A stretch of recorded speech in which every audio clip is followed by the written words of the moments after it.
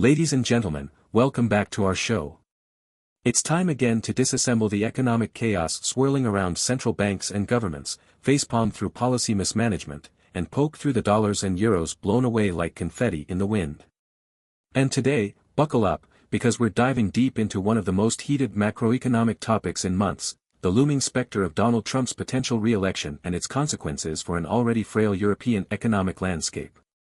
I tell you, if Europe's economy were personified today, it wouldn't just need aspirin, it would need a lengthy stay in the ICU.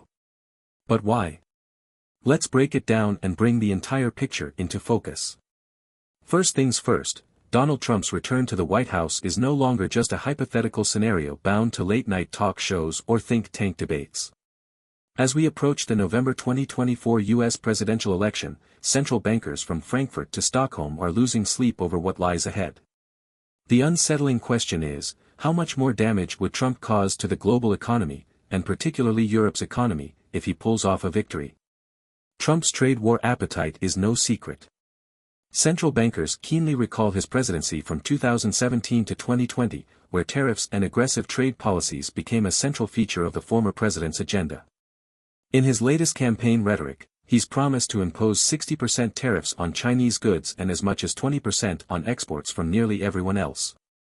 That's not just a recipe for disaster, it's the equivalent of throwing a wrench into a delicate global supply chain already wrecked by the geopolitical instability of the Ukraine war and the Middle Eastern conflict. Let me be clear, these tariffs, if implemented, would be the biggest trade shock since the Smoot-Hawley Tariff Act of 1930, a protectionist move that deepened the Great Depression. Imagine the same playbook, but in 2024, with global economies already limping from unresolved inflation, recession risks, and geopolitical tensions. The potential damage would truly dwarf what occurred the last time Trump was in power. Now that we know what's coming, let's look at the cold, hard realities of Europe's position. To put it simply, Europe 2024 is not Europe 2017. In 2017, economic expansion in Europe was strong. The Eurozone enjoyed its strongest growth in a decade, and the UK saw its best year since 2014. Central banks and investors were cautiously optimistic, despite the existing trade war cloud, but today? Today, Europe's economy looks far more vulnerable, practically hobbling along compared to just a few years ago. Germany, the industrial powerhouse of Europe, is staring at its second annual contraction in a row. That's right, 2 consecutive years of contraction. The country that once secured the stability of the Eurozone is living through an industrial malaise. France, households and companies are reeling from $60 billion worth of budget cuts and tax hikes, only adding more fuel to the already smoldering flames of social unrest. Meanwhile, the UK, always the outlier, fared slightly better earlier this year, outgrowing G7 peers during the first half of 2024. However, signs are pointing towards a cooling off, with investor sentiment indicating more economic twilight ahead, perhaps even prompting faster monetary easing. Dozens of recent business surveys paint a dire picture. Consumer demand is basically crawling, investments are delayed, and European livelihoods continue to suffer. So, what does this mean for trade? The answer is stark: any new tariffs on European exports from the US would pummel production and drain confidence across Europe, particularly in export-heavy economies such as Germany, Sweden, and Italy. Economists from ABN AMRO predict that a hypothetical 10% tariff on US-bound exports from the Eurozone would slash Europe's output by 1.5 percentage points over 3 years. Doesn't sound too bad. That's on par with the devastating energy crisis Europe just survived. In other words, under Trump 2.0, we may get something as bad as a crippling energy shock without the West turning against Russia to help us this time. Central bankers, the likes of Christine Lagarde, European Central Bank, and Erik Thedéen, Sweden's Riksbank, are right to be on high alert.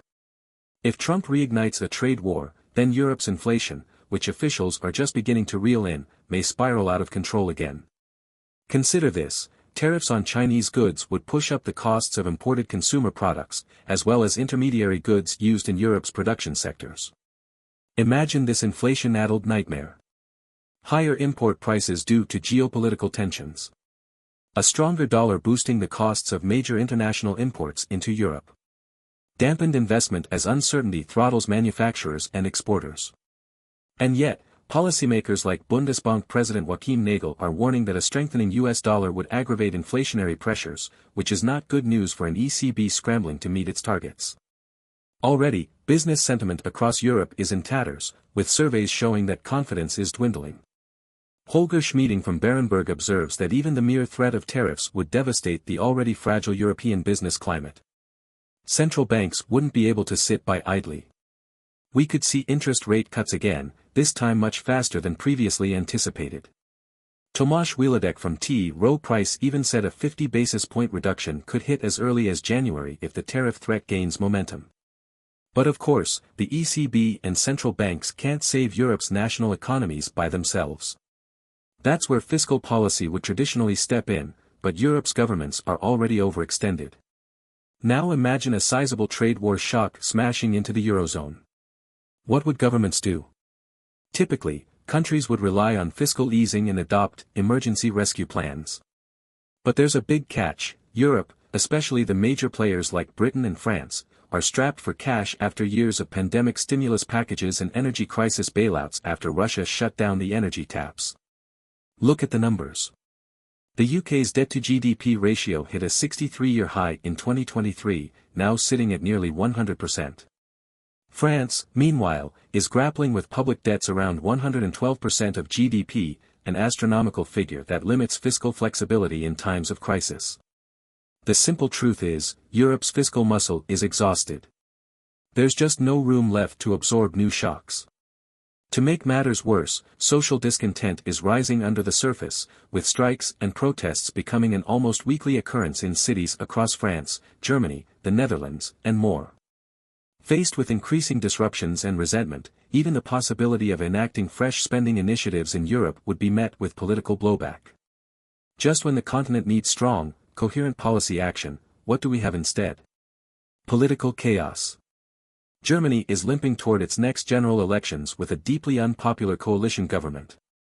Chancellor Olaf Scholz has a hand in every political crisis but no clear solutions. France. Oh boy.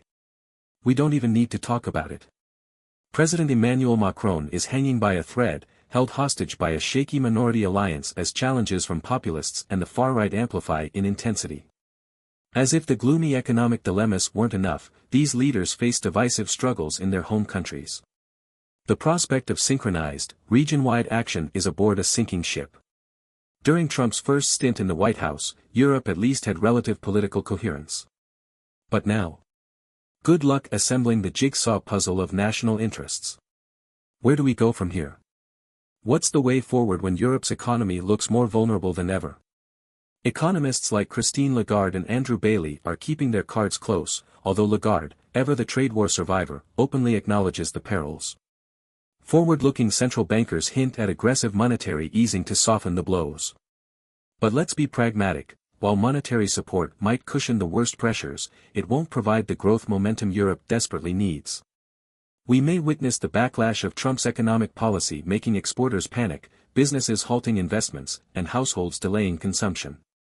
Worst-case scenario predictions indicate a recessionary cocktail made from a strong dollar, shrinking Eurozone exports, tightening monetary policy, and skittish financial markets. But let's not forget one of the bigger wild cards here: this entire game of cat and mouse might not even play out under Trump. Kamala Harris, or whoever contests him from the Democratic side, could just as easily continue Biden's trade policies, which were themselves hardly laissez-faire, with continued tariffs and restrictions against China. Let's remember, Biden's tariffs on Chinese goods haven't gone away. Predictable? Hardly.